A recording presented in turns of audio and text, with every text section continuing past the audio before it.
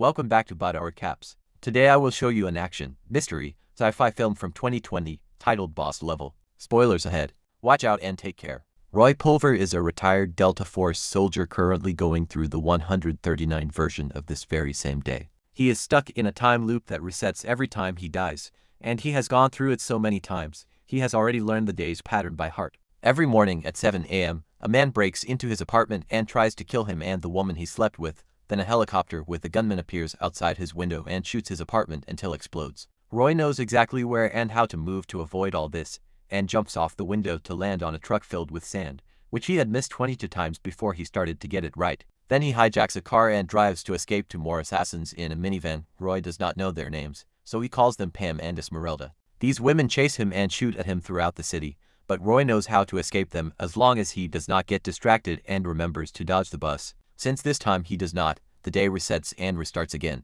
Only little details change during each loop, totally dependent on what Roy decides or forgets to do. Besides the guy at his apartment, the helicopter, and Pam, there are other assassins like Wan Yin, who usually kills him with a sword. Kaboom, a short man that plans a bomb on him. Smiley, who likes to kill him by impaling him with a lance and tying him to the back of his trunk. The German twins, and a guy that looks a lot like him, so he calls him Roy number 2.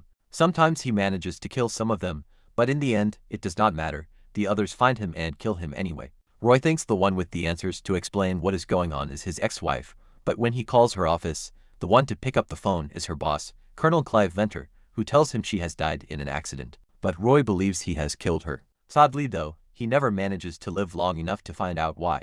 On the days he manages to escape the bus and Pam, Roy makes it to Jake's diner, where he must hurry to take a seat at the bar or the last spot will be taken by Dai Feng, a world champion swordmaster that Jake has a crush on. Roy proceeds to get deeply drunk while listening to the man sitting next to him, Dave, talk about internal security and conspiracy theories. At 12:47, the assassins always find him and kill him right there in the middle of the diner, which means Roy has never made it even a minute past this point. If he does not come to the diner, then he just gets killed earlier. He has already tried as many alternate roads as possible. As he is shot once again by every single one of the assassins, Roy remembers the day before the time loop started. He is visiting his ex-wife Gemma Wells at her workplace, Dino Laboratories, after she left him a message asking him to come over because her company is hiring. However, she does not seem too interested in her resume or to reconnect after not seeing each other in a while. She just starts taking Roy's measurements and a sample of his hair, which draws blood when she pulls it. While Venter and his bodyguard Brett watch them through the security cameras, Roy asks Gemma about this weird machine she is working on, which she claims can unmake all time and space, and even destroy the planet if used improperly. Roy also brings up the matter of their son, who does not know he is his father.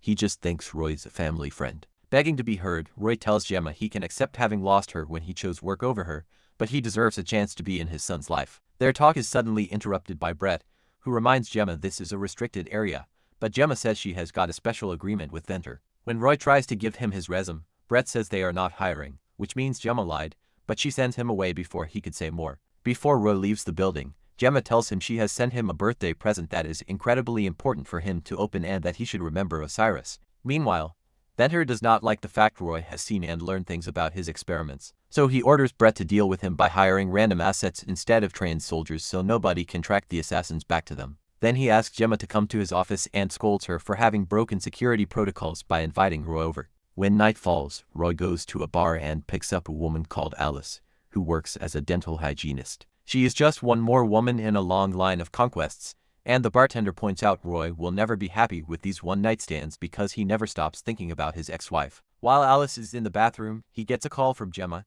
telling him she is about to do something drastic and she needs his help, but Venter cuts off their line before she can say more.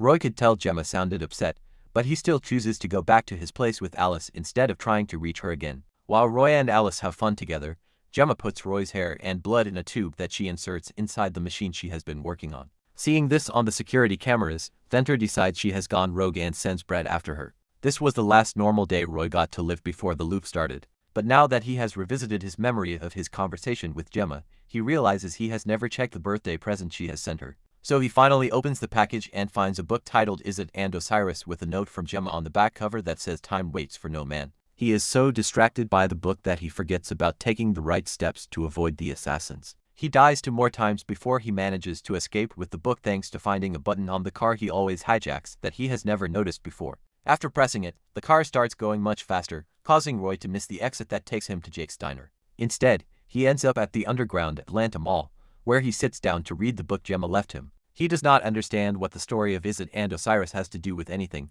but he interrupts his reading when he sees his son Joe buying something from an older kid. When he realizes that he is the only family he has left now that Gemma is dead, he follows Joe into an arcade where they hold sports tournaments. Every time he walks near a screen, he causes them to glitch, but Roy does not notice this. He just approaches Joe and scolds him for ditching school. He also asks him what he bought, but Joe shows him they are just cards, not any kind of illegal substance. Then Roy invites him to lunch, and as soon as they leave the building, he notices it is 12:50, the longest he has ever lived since the loop started. As he analyzes what he has done differently, he finally realizes they must have put a tracker on him, and the metal walls of the diner and the underground location of the shopping mall have kept him safe. At that moment, the assassins arrive and shoot Roy as he grabs Joe and puts himself between the bullets and his son, dying as he tells him he is his father. When the day restarts once again, he asks the man that has broken into his apartment about the tracker, but he will not tell him where it is. Moments later, Roy arrives at the diner and goes straight to the bathroom so he can closely inspect his body,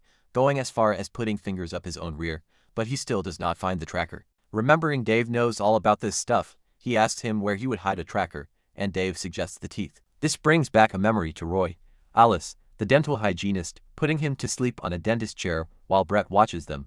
She had been part of their trap all along. After getting more alcohol and pliers from Jake, Roy goes to the bathroom with Dave and starts removing his teeth until he finds the tracker, only to be killed a second later by Roy number 2. When the day restarts, he interrogates Alice, who tells him she had been paid by Brett to implant the tracker before she leaves. Roy follows the usual routine until he makes it to Jake's diner, where he removes the tooth with the tracker and then takes it to an abandoned building to use it as a trap. His plan works and Pam shows up, but she refuses to say who hired her, so he kills her with her own gun, which used to belong to a certain Geman dictator. Roy knows Gemma has put him in this for a reason, but since he cannot go far back enough to save her, everything is meaningless. The only thing he has left is revenge, so Roy has fun with his newfound trackerless freedom and kills all the assassins that have been chasing him. Using the phone he stole from Kaboom, he talks to Brett and promises he will find him and Venter as well. Roy drives to the laboratories and tries to smash the door open with the car, but he just crashes and is shot by Brett afterward. A series of loops start then where Roy keeps trying different plans to sneak into Dino,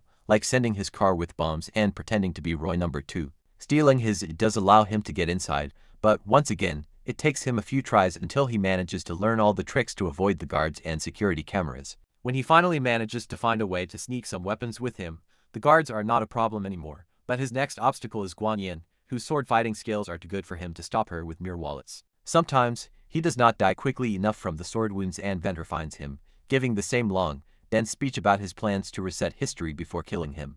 It is during one of these speeches that Roy learns the name of the project is the Osiris Spindle, and he realizes two things. Venter does not know it is working, and Gemma has put him in it on purpose so he could become Osiris and stop Venter and his plans. Feeling empowered after learning Gemma still believed in him, Roy starts a new series of loops with a new plan.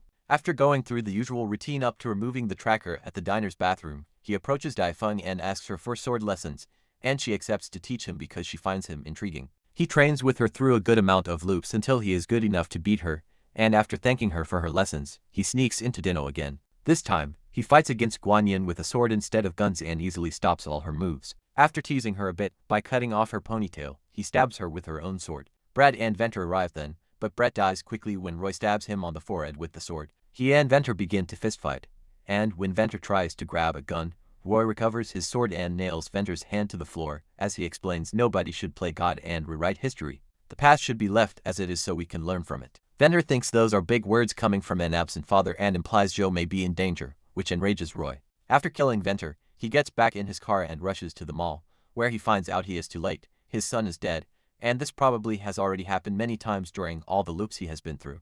While he struggles against the police that does not let him come closer to see Joe's body, a bright light appears on the horizon.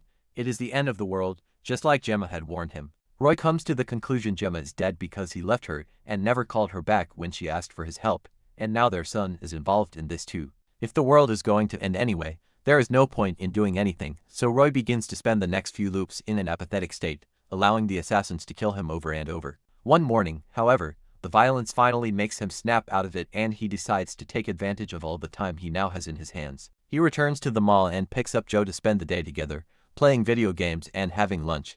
He does this every loop until the end of the world takes them and resets the day yet again. He wants to tell Joe he is his father, but he is too afraid to do it. During loop 249, Roy brings up the subject of Gemma's work, and Joe reveals he talked to her early in the morning after she did not return home. This shocks Roy, who always thought she was killed during the night, so now he starts a new plan to see if he can save her. After resetting the day, he sneaks back into the laboratories and shoots Venter and Brett while demanding answers. Brett confesses they had been trying to find out what she did to the Osiris spindle, because it seems she sabotaged it and now they cannot control the chain reaction she started. Venter realizes Roy is able to sneak in because the spindle is working, which means Gemma made him the missing mass. When looking at the security cameras, Roy finds out the exact time of Gemma's death, 14 minutes after he wakes up. After shooting himself to restart the day, Roy decides to try to save Gemma even if he only has 14 minutes to do it. As always, he kills the first assassin, but afterward, he makes the routine different by jumping directly from the window and into the helicopter. The gunman is kicked off before Roy threatens the pilot with the gun,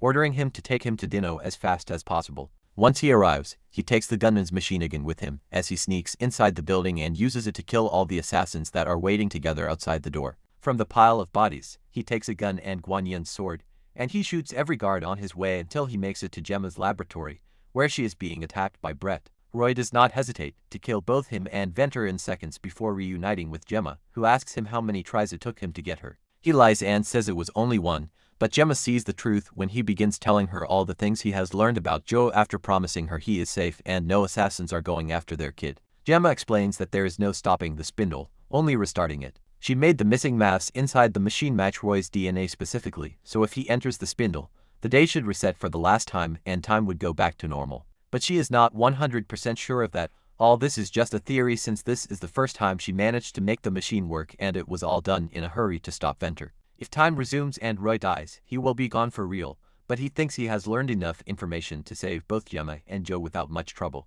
So after kissing Gemma, Roy enters the Osiris spindle and waits for the machine to use him to hopefully restart the day for the last time.